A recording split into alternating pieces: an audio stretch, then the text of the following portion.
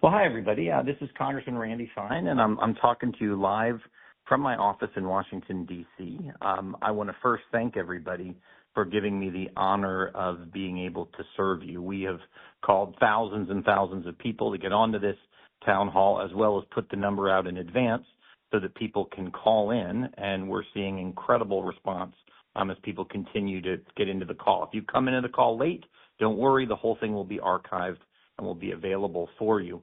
So again, I got elected 104 days ago today. Actually, 105 days ago. Today is my 104th day in Congress. And I want to tell you what we've been doing over that, and we'll talk about the one big beautiful bill, and then I want to get to answer your questions. The election ended April 1st at 7 o'clock. At 7:12, we found out that I won, and at 7:16, the Speaker of the House called and asked if I could be in Washington, D.C., to get sworn in the next day on April the 2nd. We flew up here 7 a.m. on the 2nd, came straight to the Capitol, and got sworn in. Most congressmen get a 60-day transition period before they take the office and the reins from their predecessors. I got about 22 hours. And over the last 104 days, we've had to do something that most congressmen don't have to do, which is build a team from scratch. Usually you take over from the guy who was there the day before. We've hired 10-plus people here in Washington. We've hired a legislative affairs team. We've hired a communications team. We've hired an operations team, and we've hired a district team. We were unable to really keep people from my predecessor because he had been gone, and so people had other opportunities to go and get other jobs. We've opened four offices in four offices in the district in four of our counties, in Putnam and Marion, Lake, and Volusia. We have offices that are open, and we are on our way to Flagler and St. John's very, very soon. People sometimes ask, why does it take so long? Well, it's the government, and when we sign leases for new offices, we've got to run everything through the process. We can't just go in. Normally, you get to assume the offices of your predecessor on the day that you take over. In my case, they had closed all of the offices, and I'm looking forward to spending time in them when we get to the August district work period. By the way, this is our first town hall. We intend to try to do these on a relatively frequent basis, but if we have any technical issues as we go through it, please understand, like everything that we have done in the last 104 days, it is the first time that we are doing it. And as was said before, I have a social media account. It's one of the things that we have gotten done, an official social media account at @RepFine. If you want to find out what I'm doing every day, I guarantee you this, you're going to find, if you're on X, multiple posts every day talking about the various work that I'm doing. It's probably the best way to find out what I'm working on to advance your interests in real time, as opposed to waiting for newsletters and things like that. I do want to talk about a few bills that I've worked on in those 104 days, things I've voted on, and then we'll open it to your questions. My goal is, by 7:20 to be answering people's questions. We're going to get to the one big beautiful bill act last, but I want to tell you some other bills that I was excited to work on. As soon as I got here, I was asked to vote on the SAVE Act, to work on the SAVE Act, which is the Safeguard American Voter Eligibility Act. This is a bill that would simply say that only American citizens should participate in our election process. Now, this is not a problem that we have in Florida. In Florida, only Americans can vote in our elections. But in other states, well, we're never so sure. We wanted to restore trust in our system and protect the ballot box from foreign election interference. So we are going to require Americans to verify their identity and do these things in order to be able to vote. I think this is something that people in Florida generally agree with because elections around the country matter. I mean, certainly we care about who gets elected in other places because what happens in Congress affects Florida, what happens in the Senate affects Florida, the president affects Florida. And so this was an important thing for us to work on, and I proudly supported that bill in my first week. A second bill that I supported right after I got here was the Rogue Rulings Act, something that all of us that supported President Trump have been frustrated by is judges who there's hundreds and hundreds of federal judges, and some district judge in some who knows where part of the state has been doing nationwide injunctions over the agenda of President Trump that was voted for overwhelmingly by the American people. President Trump won all 7 swing states. It was an electoral college blowout. And then some judge in Massachusetts or Washington or who knows where passes, adheres some rogue ruling and shuts down the Trump agenda for the entire country. Well, we said no more of that. And we've said, look, you can only pass a ruling in your district. You cannot obligate the whole country. We cannot have judicial coups going on in this country. I was proud to support that bill. A third bill that's really going on right now that has passed the House, and we're waiting for the Senate to pass it, and we hope that they will, is beginning to cut some of the ridiculous spending that Joe Biden put in place. We call this rescissions bills.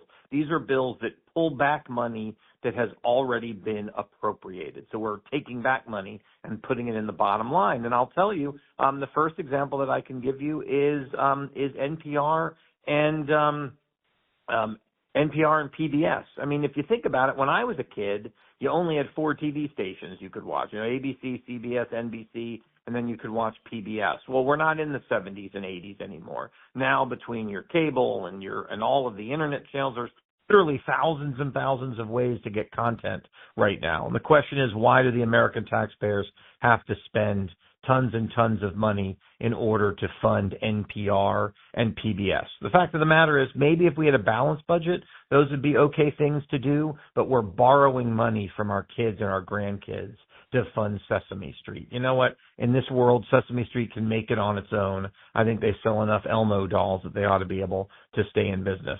The other thing we're cutting through our rescissions bill is USAID, foreign aid that does not advance the interests of America. Let me tell you some of the things that we're cutting. $135 million in contributions to the World Health Organization, an organization that hurt us when we were trying to deal with COVID a few years ago. $158 million from the Lebanon peacekeeping mission, which isn't doing a good job of creating peace in the Middle East. $83 million from the UN Development Program. The UN is a cesspool of anti-Semitic hate, and we should be cutting all of that. $33 million from the UN Population Fund. $8 million for the UN Human Rights Fund, the Fund Council, and $3 million for Iraqi Sesame Street. $1 million for voter ID in Haiti. $6 million for net zero cities in Mexico. $6 million for supporting media organizations and civic life of Palestinians, literally giving money directly to Hamas. And $3 million for sexual reproductive health in Venezuela. We're borrowing money from our kids and our grandkids in order to waste money on this garbage. And so I was proud to vote for the $9 billion in rescissions that hopefully the Senate will agree with, and that will go to the president. But the biggest thing that has overshadowed everything that I've worked on in these 104 days is President Trump's one big, beautiful bill. And by the way, that bill would not have passed if I wasn't here. In fact, the first time we had to vote on it, the bill passed by one vote. But what does the one big, beautiful bill do? Well, it does an amazing number of things. And I'm going to feature a few of them before we get to your questions. The things I'm most excited about are new tax cuts for everyday Americans. Democrats will lie and say the bill is a bailout for rich people. But I have news for you. Rich people are going to pay the same tax rates next year as they did this year. They're not getting a tax cut. It's just a continuation of the rates they already pay. But there are going to be some new tax cuts in this bill, and they're not for rich people. The first group of people are people who get tips. This bill creates effective all the way back to January 1st, no tax on tips. So if you're an hourly worker dependent on tip income, you're not going to pay taxes on those tips. The second thing it does is it has no tax on overtime. Rich people don't get overtime. But if you're a police officer or another type of worker who's putting in more than 40 hours and getting paid overtime, you're not going to pay taxes on that overtime. And then the one that's most important to Floridians, if you're in the 88% of non-wealthy Social Security recipients, you will no longer pay taxes on your Social Security payments. And if you think about this, it makes all the sense in the world. You paid taxes your whole life on your income. You paid taxes to get Social Security. Why should you have to pay taxes when you get it? And so these are tax cuts that I'm super excited about. But there's lots of other tax cuts in there. For example, there will be no tax on the interest if you buy an American-made vehicle. There's so many exciting things that are coming down the pike. But a second thing that one big beautiful bill does, it delivers on President Trump's promise to secure the border. We have a huge problem in America. We have a huge problem in Florida, and that problem is illegal immigrants. And if those people tell you, if people tell you it's not a problem, it's because they're wrong. When an illegal immigrant sends their children to a Florida school, that costs you, the taxpayers of Florida, at least $10,000 a year to educate every illegal immigrant child. That's your money. That's money that's not being spent to educate Floridians. And by the way, in many cases, the illegal immigrant children may not speak English, so they cost a whole lot more to educate. But illegal immigrants drive up auto insurance prices. If you look at your auto insurance bill, you will see a line on there often that says uninsured and underinsured motorist.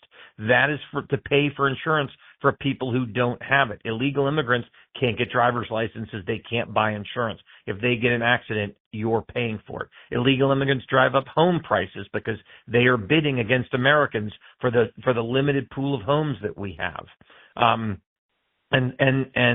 And lastly, they cost us a ton of money in health care because they go to hospitals and they don't have insurance, and it becomes uncompensated care that the rest of us pay for. The Democrats have told us for years that they would let us seal the border and deal with illegal immigration if we would give amnesty to everyone. And in the One Big Beautiful Bill, we gave them nothing. We have been able to secure the border by hiring more ICE agents, by hiring more customs agents, and by fully funding the wall to finish it, to make sure our border is secure and to end the problem of illegal immigration. So we're going to make sure that we're not letting any more in, and we're going to be deporting the ones that are here. And it is working. Everyone focuses on the number of people that are being deported, but millions of illegal immigrants have self-deported, which is the ideal way for it to happen. They just leave on their own because they know that the days of the open border regime are over. Those are just a couple of the amazing things that the One Big Beautiful Bill does. I'm hoping that I'll get some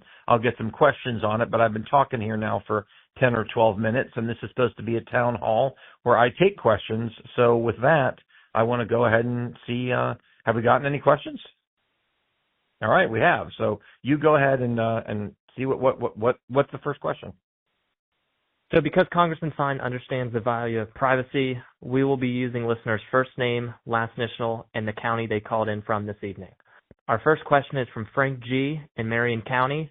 Frank called in tonight and shared that as a veteran himself, with a grandson currently serving in the Army, he is interested in how the Big Beautiful Bill affects national defense. Congressman Fine, could you answer whether or not this bill strengthens our nation's defenses? Well, it does. You know, one of the things that we saw under the Biden administration is our military suffer. Morale, focusing on woke and DEI nonsense, transgender soldiers, while China is focused on building a better military. And this begins to solve those problems. So the One Big Beautiful Bill includes new funding to rebuild our military. Let me see here. I've got my notes. It's got $9 billion to improve the quality of life for our service members, $20 billion to bolster U.S. munitions production. This is our ability to make the weapons, and $12 billion to modernize our nuclear arsenal. Because look, we've got to understand there are bad people in the world, and if we've seen one thing over the past few months, peace through strength works. The One Big Beautiful Bill revolutionizes our nation's defense capabilities.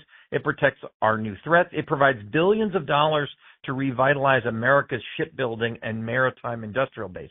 See, China has been building so many boats. I think they have more boats than we do now. And we need to make sure we have not just the best trained military, but the strongest and most substantial. But beyond, there's more in here. Sorry. We're going to fund the Golden Dome, which is, everyone knows about the Iron Dome in Israel, which is what has largely stopped many of the Muslim terror rockets, the thousands of Muslim terror rockets that Muslim terrorists have fired into the country. Well, you know, we need to make sure we're protected too. And President Trump thinks big. So if they have an Iron Dome, we should have a Golden Dome. And it is to make sure that some lunatic, if God forbid Iran or anyone else ever wanted to shoot a missile at this country, we could shoot it down.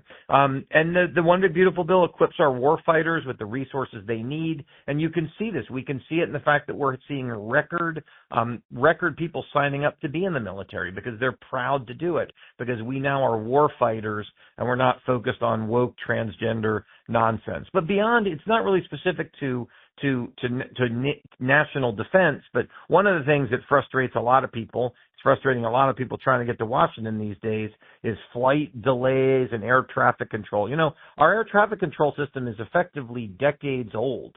And technology's changed. It was all built before iPhones and a lot of the modern day computers that we use. Well, no one ever wanted to deal with it until President Trump. And so the One Big Beautiful Bill puts in substantial amounts of money to modernize our air traffic control system to make sure that, we can fly safe, we can fly efficiently, and we can get to where we need to go. So it's not only strengthening our military, it's making people proud to be in the military, it's helping with our recruiting, and it's making sure that our air traffic control system is strong and ready to go.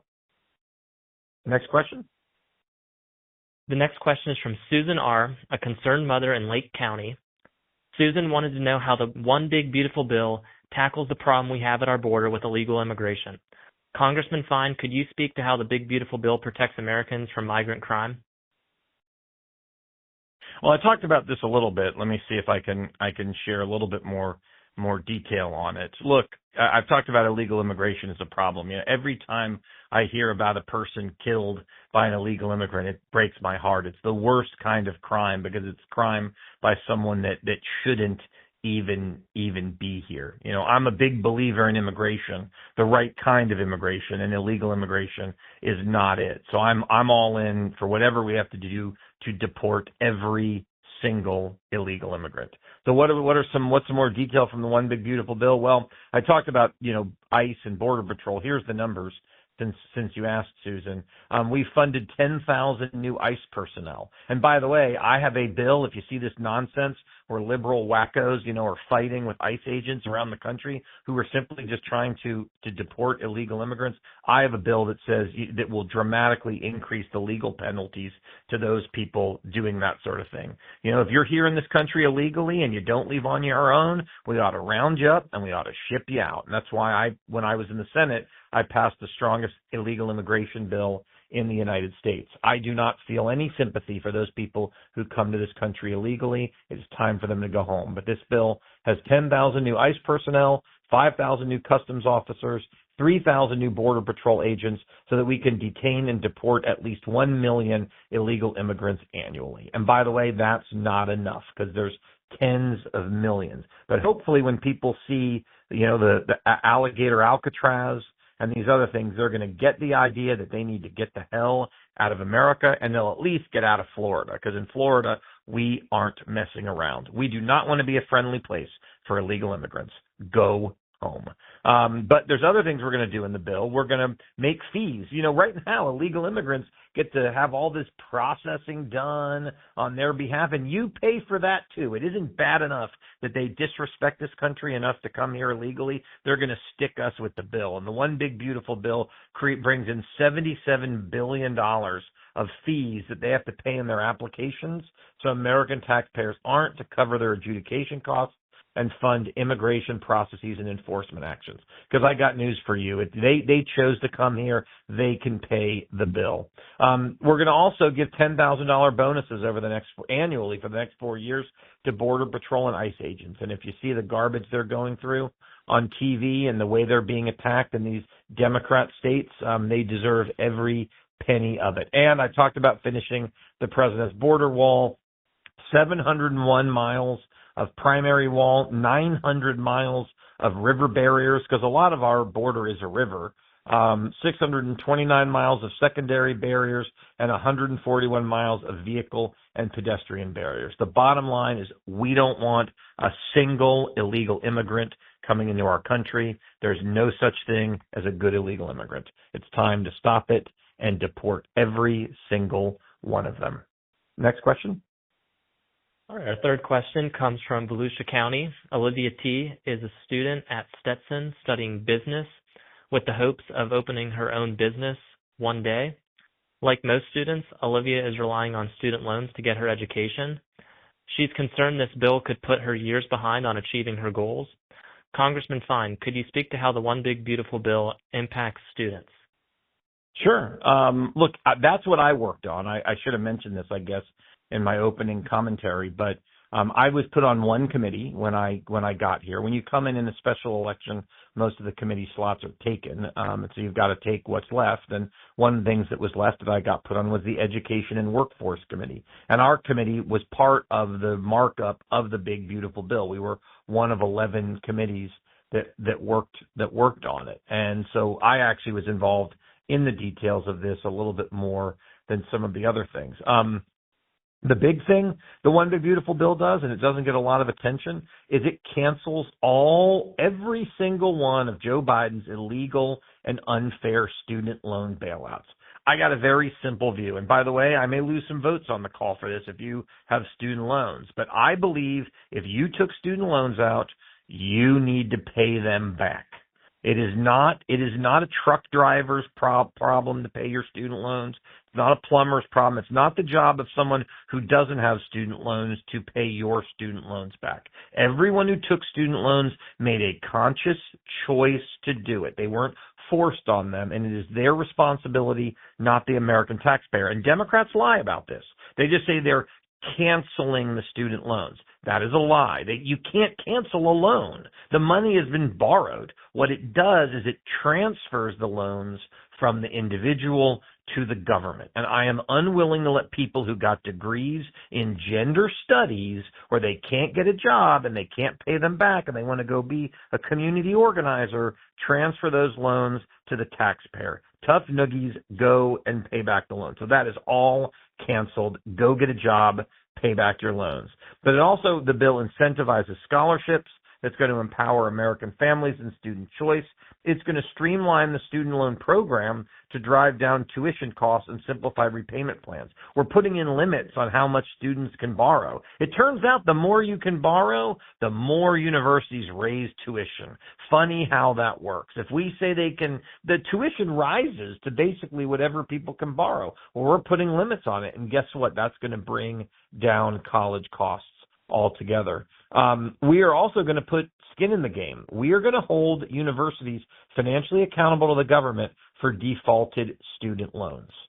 If you're a university and you want to give someone loans in degrees where they're not going to be able to get a job, the university is going to be on the hook. If you're going to give loans to people who you don't think can finish, because those are the worst student loans.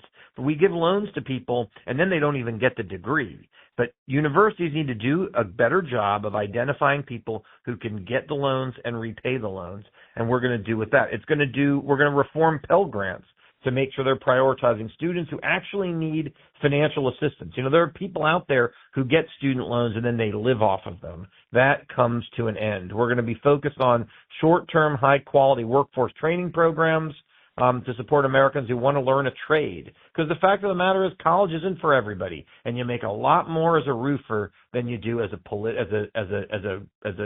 idiot student protester on a college campus. So we're going to deal with that as well. And then finally, we're going to hold these woke elitist universities accountable by increasing the endowment tax on large universities. These universities have caused massive problems in our country, and they do it while they're tax exempt. We're going to tax the billions of dollars that they are bringing in. So a lot of changes to education in the One Big Beautiful Bill. Next question. These are good, by the way.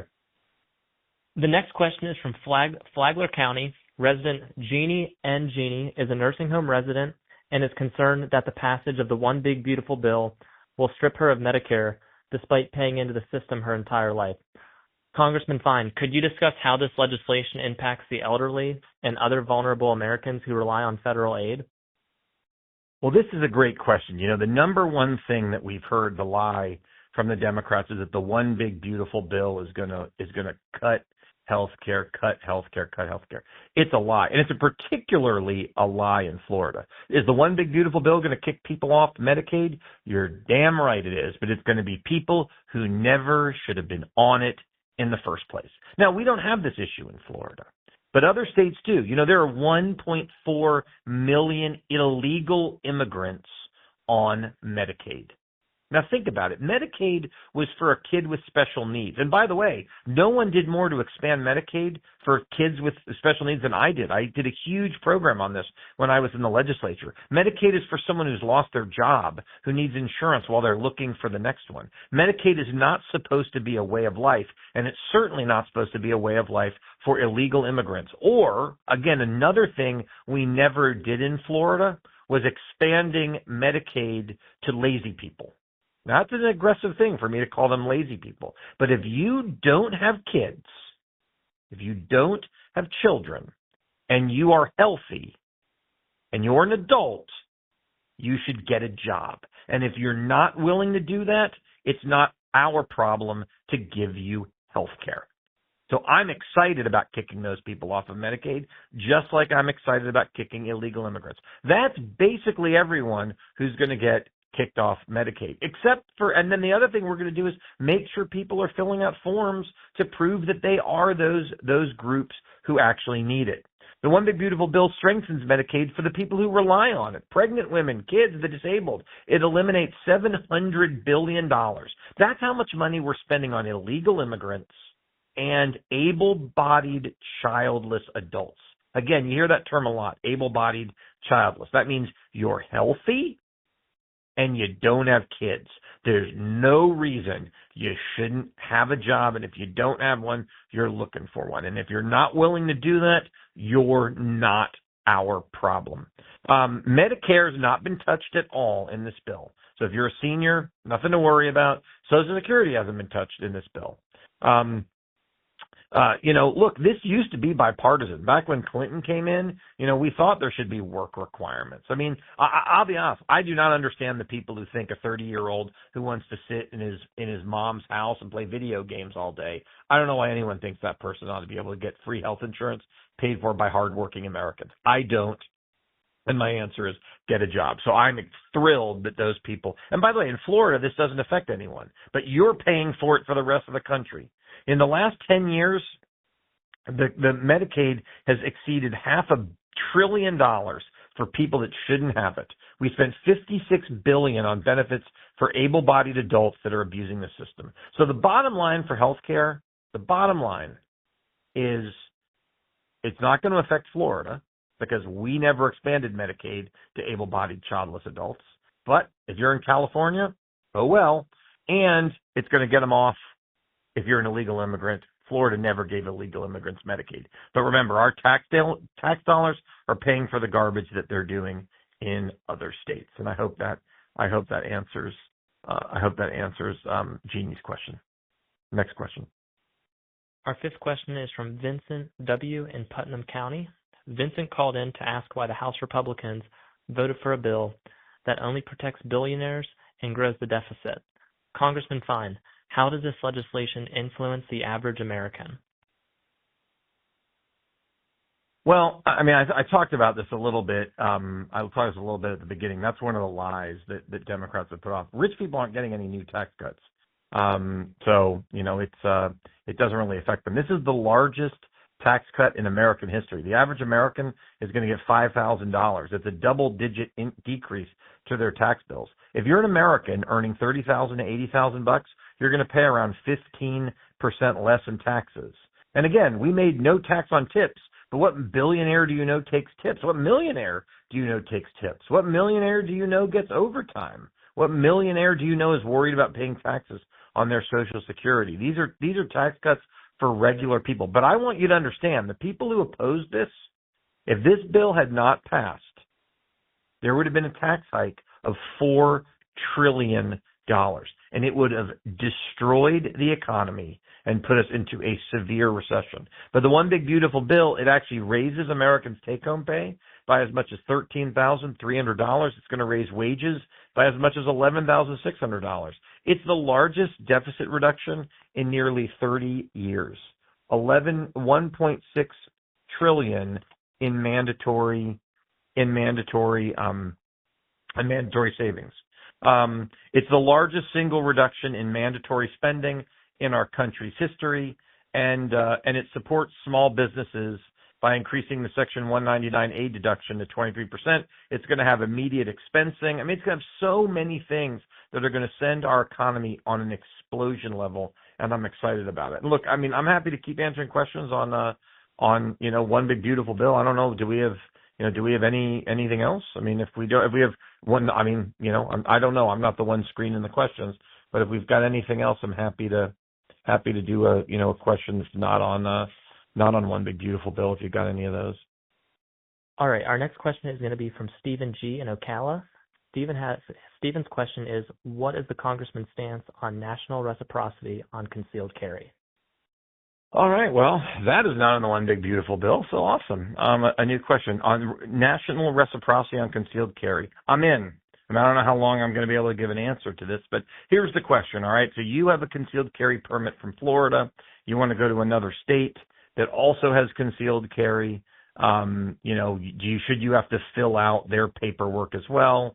I don't think so. And, so I think it should be, I agree with it. I mean, look, concealed carry is how people protect themselves. So I support it. I don't know if there's a bill right now that would actually do that, but if there is, I would do it. What? Or what? Richard Hudson? Oh, there is a bill. My staff is saying there is a bill that would do this. And if we're not a co-sponsor on it, we will go and we will become one, because I agree with the principle. And so thanks for raising the question. We're going to answer more. I'll answer more questions, but people should know that you don't have to wait to give me your feedback or your questions on these calls. You can send emails to the office. You can call the office. You can write a letter to the office. We do read them all. We try to respond to them all as quickly as we can. And so, there's lots of ways to let us know what's on your mind and what you're thinking. What's next? Do we have any more questions?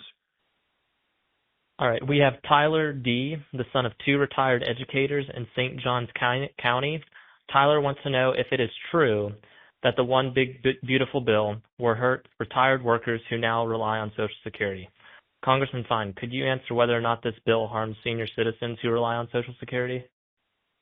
No, it doesn't. If you ask, what can I answer that? Yes, I can. No, it won't hurt seniors on Social Security. In fact, it will help them. And this is one of the things. I mean, we didn't touch Social Security.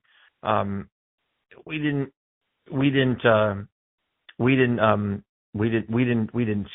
touch Social Security. But I want people to know, if you're a senior filing as a single taxpayer, who receive the average benefit of $24,000, you'll see deductions exceeding your taxable Social Security income. 88% of all seniors who receive Social Security will now pay no tax on their Social Security benefits. 88%. And that's exactly the people that we're talking about who asked this question. Right now, they're paying taxes on the Social Security benefit. Now they won't. So there's nothing bad about Social Security in the bill. And for 88% of seniors, it is good. No one hurt. 88% of people are helped. And if you ask about why not 100%, it's based on income. So the 12% who aren't going to get no tax on Social Security are the highest income earning 12%.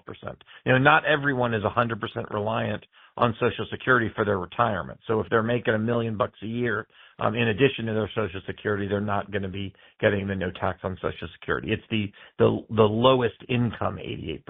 Not to say the top of that 88% is still pretty good, but it's 88% of Social Security recipients will now pay no taxes on their Social Security. It's the highest income 12% that will. Do we have any more questions? Yes, Christopher H. from Eustis had a question. He said, tweets about thump on protesters. What does it mean? Great question. So, those of you who follow me for a long time know I'm a little bit edgy. I don't take things too seriously. I say what I think, and I'm pretty aggressive. One of the things that has bothered me for years, frankly, since I was a freshman in the Florida House, is people who think it is okay to block roads as a manner of political protest. It is not okay. It is a form of terrorism. It stops people from living their lives. And here's why it's a big deal. If you're a pregnant woman trying to get to the hospital because you're having a baby and someone's blocking the road, you may not be able to get there. An ambulance with someone who's dying may not be able to get there. Blocking roads is unacceptable. And that's why I was proud to be part of the team in Florida that ended this practice and said in Florida, if you block the roads, you can run them over. And the fact of the matter is, guess what? You don't hear about roads getting blocked in Florida as a result. So we've largely solved this problem. But what I see when I'm up here is, not every state is like Florida. We're the envy of the country. And when I see these idiots in California or New York or other places blocking roads because we're going after illegal immigrants, I don't think it's okay. So the Thump Thump bill is my name for, and I don't think we're calling it that legally, but the idea is it is a bill to tell people across the country, if you block roads, we may end up hearing thump thump. The bottom line is I don't want anybody to get run over, but it is not acceptable. Blocking a road is not a peaceful protest. It is a form of terrorism that stops people from living their lives. You want to stand on the side of the road and wave your signs and yell and scream and say whatever you want? That's the First Amendment. That's America. But you should not have the right to block the road, keep people from living their lives, and going about their business, getting their kids to school and everything else. So what my team is telling me, there's no more questions. So I will wrap it up by thanking everybody again for taking the time to support me, for taking the time to be on this call. We've had thousands of people participate over the last 40 minutes and give their comments, give their feedback. All of the other questions really relate to the questions that we've heard about. But I would tell people and I'm going to ask you to stay on the line at the end, by the way. But everything that we've done is about serving people. And again, you can make your voice heard by calling my office. We'll give more information on that in a minute. Calling my office, writing a letter, sending an email. I'm really excited about coming home for the August recess and coming across the district and doing events in every corner and getting out and seeing people and talking to folks about what's going on with the One Big Beautiful Bill and everything else. I will try to be, during the 5 weeks that we are on that recess, I'm going to be everywhere. So I can't wait to be out and about and see everybody. But if you want to follow me before I get home, it's @RepFine on every social media platform is the best way. And there are ways to get our newsletter. We put one of those out a week. We send out emails, everything else. We want people to know what we're doing. And